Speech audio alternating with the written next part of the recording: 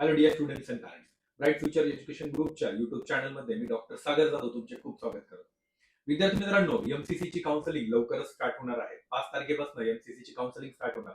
तर exactly form filling कसं करायचं याबद्दलचा हा व्हिडिओ आहे.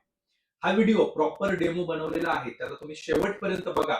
म्हणजे तुम्हाला व्हिडिओमध्ये एक्झॅक्टली कशा पद्धतीने फॉर्म फिल करायचा आहे, कुठले काळजी घ्यायची आहे, तुम्हाला कशासाठी रजिस्ट्रेशन करायचं, जसं डीम कॉलेजसाठी करायचं आहे, एम साठी करायचं आहे, की 15% AIQ साठी करायचं आहे, म्हणजे गव्हर्नमेंट कॉलेजेससाठी करायचं आहे, याबद्दल पूर्ण डिटेलमध्ये इन्फॉर्मेशन दिलेली आहे. व्हिडिओला शेवटपर्यंत बघा, म्हणजे तुम्हाला पूर्ण इन्फॉर्मेशन भेटणार आहे. Thank you so much. मी आता व्हिडिओ प्ले करतोय, तो डेमो व्हिडिओ आहे. पूर्णपणे शेवटपर्यंत बघा, म्हणजे तुम्हाला कुठलीही अडचण येणार नाही. नमस्कार दोस्तों, स्वागत है आपका।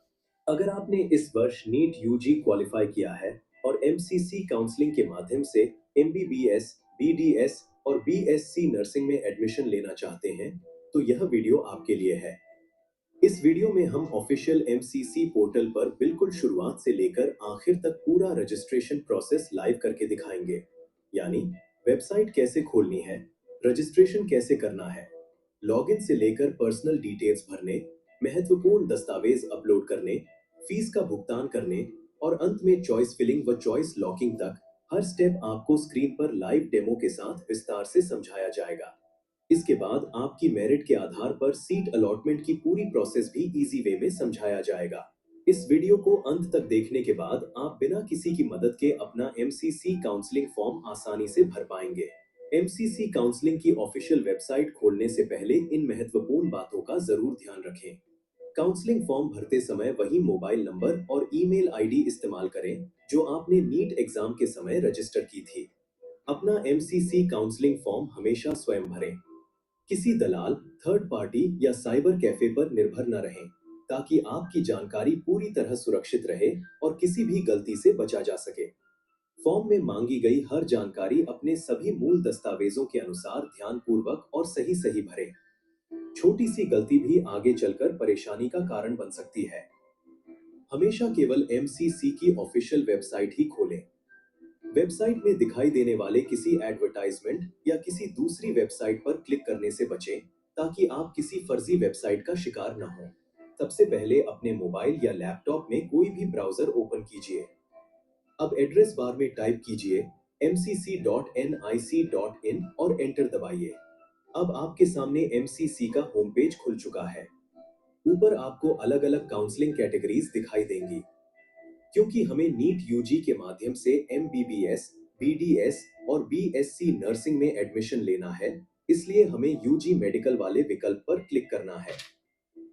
यूजी मेडिकल पर क्लिक करते ही आपके सामने यूजी मेडिकल काउंसलिंग का डैशबोर्ड खुल जाएगा। यहीं से पूरी काउंसलिंग प्रोसेस शुरू होती है। अब यहां दिखाई दे रहे न्यू रजिस्ट्रेशन 2026 पर क्लिक कीजिए। New candidate registration. अब एक नया पेज खुलेगा। यहां ऑरेंज कलर के न्यू कैंडिडेट रजिस्ट्रेशन बटन पर क्लिक करें। अब आपके सामने कुछ जरूरी इंस्ट्रक्शंस दिखाई देंगी। इन सभी को एक बार ध्यान से पढ़ लें। इसके बाद नीचे दिए गए प्रोसीड टू एप्लीकेशन बटन पर क्लिक करें। अब आपके सामने कंसेंट फॉर्म खुल जाएगा। यहाँ आपका नाम, application number, date of birth जैसी बेसिक इंफॉर्मेशन दिखाई देगी। सारी जानकारी एक बार वेरीफाई कर लीजिए। सब कुछ सही होने पर सेव और कंटिन्यू पर क्लिक करें।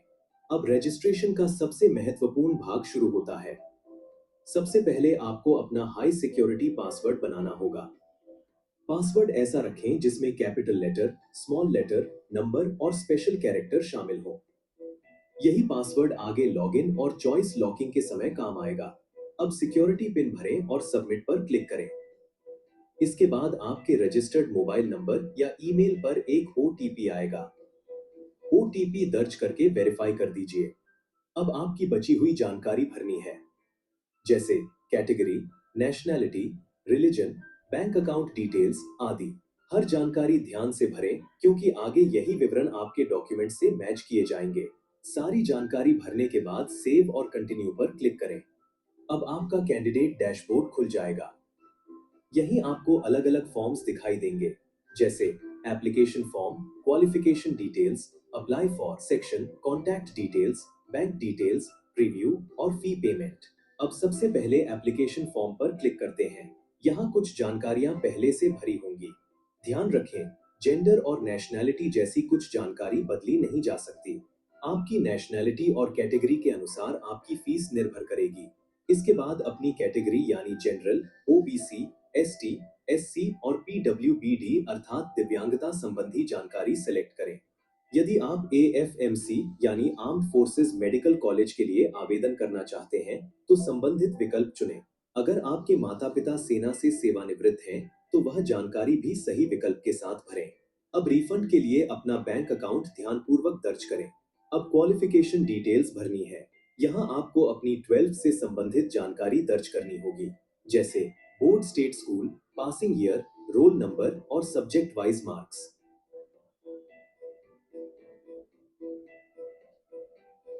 अगर आपने 11th और 12th दिल्ली से की है, तो संबंधित विकल्प सही तरीके से चुनें। अब अप्लाई फॉर सेक्शन खुलेगा।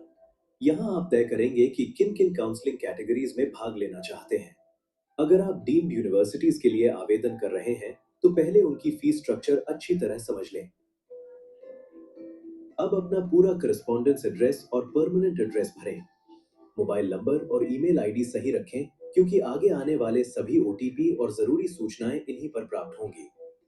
अब बैंक डिटेल्स वेरिफिकेशन के लिए कैंसिल चेक, बैंक पासबुक या online bank statement with bank details upload करने का विकल्प चुनें और उसकी पीडीएफ अपलोड करें। इसी बैंक अकाउंट में भविष्य में रिफंड आने की प्रक्रिया पूरी की जाती है। अब आपकी पूरी भरी हुई जानकारी स्क्रीन पर दिखाई देगी। एक एक जानकारी ध्यान से पढ़िए। यदि कहीं कोई गलती हो तो इसी समय वापस जाकर उसे सुधार लें। अब रजिस्ट्रेशन फी जमा करनी होगी। फी आपकी कैटेगरी और चुनी गई काउंसलिंग के अनुसार होगी। ऑनलाइन पेमेंट मोड चुनिए, फिर किसी भी उपलब्ध पेमेंट गेटवे से सुरक्षित तरीके से पेमेंट पूरा करें। पेमेंट सफल होने के बाद उसकी रिसीट अवश्य डाउनलोड कर लें। अब अगला अहम स्टेप है चॉइस फिलिंग। यहाँ आपको अपना हाई सिक्योरिटी पासवर्ड दर्ज करना होगा। ओटीपी वेरिफिकेशन पूरा होने के बाद आपके सामने सभी उपलब्ध मेडिकल कॉलेजेस की लिस्ट दिखाई देगी।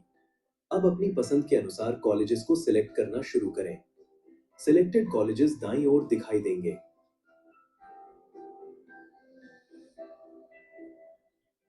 Manage choices. अब मेन्यू बार में दिए गए विकल्पों की मदद से चॉइस ऊपर या नीचे कर सकते हैं। चॉइस इंटरचेंज कर सकते हैं, अनचाहे कॉलेजेस रिमूव कर सकते हैं और जरूरत पड़ने पर मल्टीपल डिलीशन का उपयोग भी कर सकते हैं। अब सबसे इंपॉर्टेंट स्टेप, चॉइस लॉकिंग। ध्यान रखें, एक बार चॉइस लॉक होने के बाद आप अपनी पसंद में बदलाव नहीं कर पाएंगे। इसलिए लॉक करने से पहले पूरी लिस्ट एक बार अच्छी तरह जांच लें। अब अपना हाई सिक्योरिटी पासवर्ड दर्ज करें, ओटीपी वेरीफाई करें और अंत में चॉइस लॉक कर दें। Final step. अब आपकी काउंसलिंग का पहला स्टेप पूरा हो चुका है। आप अपनी रजिस्ट्रेशन स्लिप, पेमेंट रिसीट और लॉक चॉइसेस को डाउनलोड करके सुरक्षित रख लें।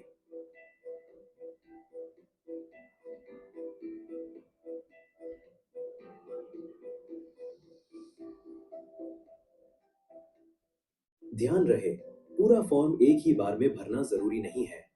आप बीच में लॉग आउट कर सकते हैं और बाद में लॉग इन करके वहीं से प्रक्रिया जारी रख सकते हैं। सीट अलॉटमेंट एंड एडमिशन की पूरी प्रक्रिया के लिए हमारा अगला वीडियो देखिए। धन्यवाद। तर स्टुडंट अशा प्रकारे आपण पूर्ण एमसीसीचा काउन्सलिंग म्हणजे फॉर्म फिलिंग असतो, ओटीपी कशा पद्धतीने येतील, त्यानंतर आपल्याला फीज कुठे पे करायची आहे किंवा आपल्याला डॉक्युमेंट्स काय अपलोड करायचे आहे. इथे कुठल्याही प्रकारचे डॉक्युमेंट्स लागत नाही अपलोड करण्यासाठी. Just for information cross check करण्यासाठी डॉक्युमेंट्स लागतात आणि तुमचा कॅन्सल चेक तुमच्या बरोबर असायला हवा. म्हणजे तो कॅन्सल चेक आपल्याला पीडीएफच्या स्वरूपामध्ये अपलोड करायचा आहे. त्याच अकाउंटवरती तुमचं पेमेंट रिफंड होणार आहे.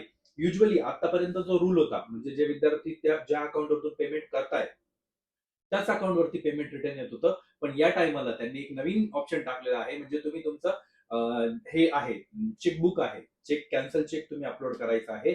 त्या अकाउंटवरतीही तुम्हाला रिफंड भेटण्याची शक्यता आहे.